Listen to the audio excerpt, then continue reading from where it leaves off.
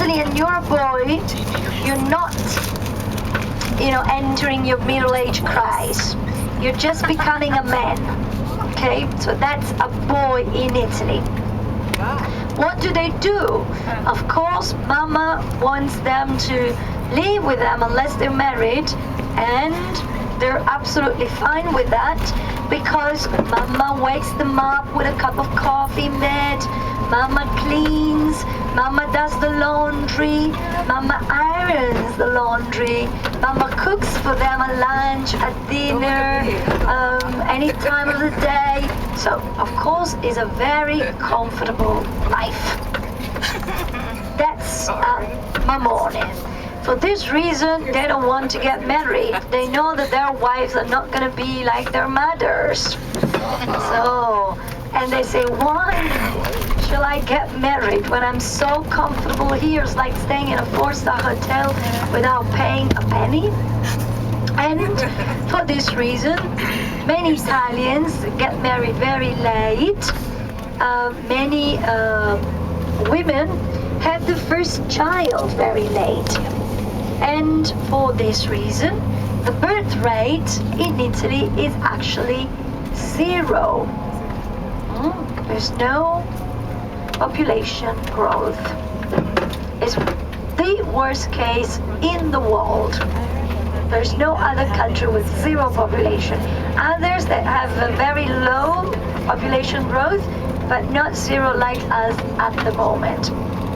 Also because we have one of the longest life expectancy in the world. We're second after the Japanese. So our elder people live long, very, very long. So no children or less children, and more elder people also because they live longer. So that's the situation of Italy. I don't know if you noticed, but around, there are not that many children around. Did you notice that? Yes. Yes or no? Yes. See? But so the government is trying to convince Italian women to have more children. Well, it's not that easy. First, they have to find a husband, which is the most difficult thing anyway. With all these mamones, it's very hard. But when they finally managed to find one man, well, they want to get a good job. Life is expensive in Italy, so probably you already noticed that. You need 2 salaries to have a decent life, not a wealthy life, but a decent life, because rents are super expensive.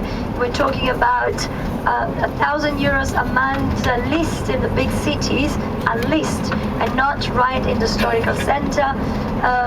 Clothing is expensive, eating is expensive, so you need 2 salaries. And they also want a good job, good career, and most of the time, even if they shouldn't, block your career if you have kids. In other words, they block you a little bit if you have kids and so on. So it's a little bit difficult. So Italian women tend to have their first child around the age of 33. But there's also another case in Italy of having the oldest mothers for their first child around the age of 38 or even 40. They have the first child at that age. Then the government is trying to, is providing like 1,000 euros for each child born. But again, it's not enough. Just the diapers cost about 1,000 euros in a month, and that money is gone. Maternity leave is 5 months, and you get paid the 80% of your salary. You go 2 months before the birth of the child and 3 months after.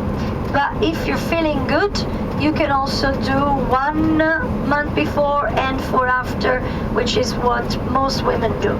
But if you have a difficult pregnancy, and of course the doctor says that, then you can also go and take about almost the entire period of your pregnancy. So this is the 80% of the salary.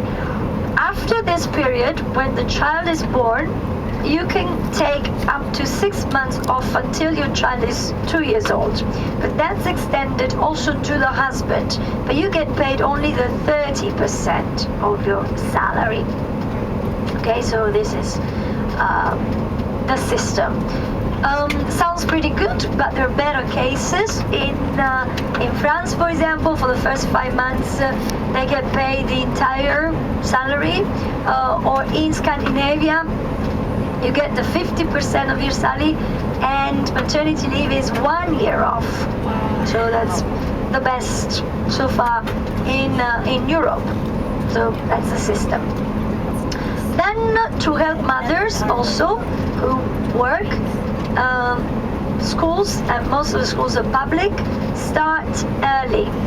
Kindergarten are start at the age of 3. So from 3 to 5 we have the kindergarten. At the age of 6 we have the elementary school. That's where they learn to write and read, all these things, from 6 to 10. Then you go to the middle schools, and that's from 11, 12, 13. At this point, the Italian students have to take a very important decision. They have to choose the kind of schools they want to attend for the high school, because high school starts 14 to 18. And you have to choose the field, like classical schools, scientific schools, technical schools, linguistic schools, all these things. And they need to make a choice then. Also because the subjects you're going to study, will be according to the kind of school that you're going to choose. And at 18, there is an exam, a very important exam. Actually, yesterday, the day before, and then Monday, our students in high school were doing their exam. That's considered one of the most important exams of your lives. So all the students are nervous, and then they go to college if they want. Some colleges have entry tests. All have fees. Schools are free. College not, but you don't pay that much in comparison of what you pay in the States. Let's say the tuition fees are about no more than 1,500 euros per year. No more.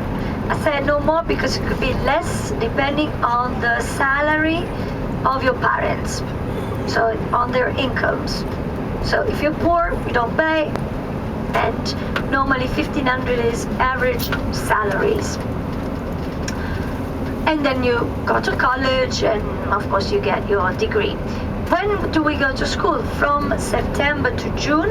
We have 2 weeks off at Christmas and 1 week off at Easter. And then a few days here and there for vacations, general vacation here and there. We go to school only in the morning from 8 to 2 o'clock. No school in the afternoon, but students are assigned a lot of homeworks. They have to study things a lot by heart because we have a lot of oral tests. So we have written tests and oral tests. In an oral test, the teacher calls you, asks you a lot of questions. You cannot look at any book, and you have to, answer to all those questions. And that's basically what we do. So a lot of homeworks in the afternoon. Those students who need extra help can go to school for extra activities with their teachers. When you go to college, you pay tuition fees at your hometown university, and then you can also apply to study abroad for a period of 6 months up to a year. It's an exchange program among the European universities, and it's very, very interesting. Really interesting. I did that, for example, in Paris and in Belgium, and it was a great atmosphere. You'll feel more European in a certain sense. So all European students, very nice atmosphere. And then of course when you get your college degree, you're supposed to look for a job. That's the difficult part. Then Okay, military service used to be compulsory.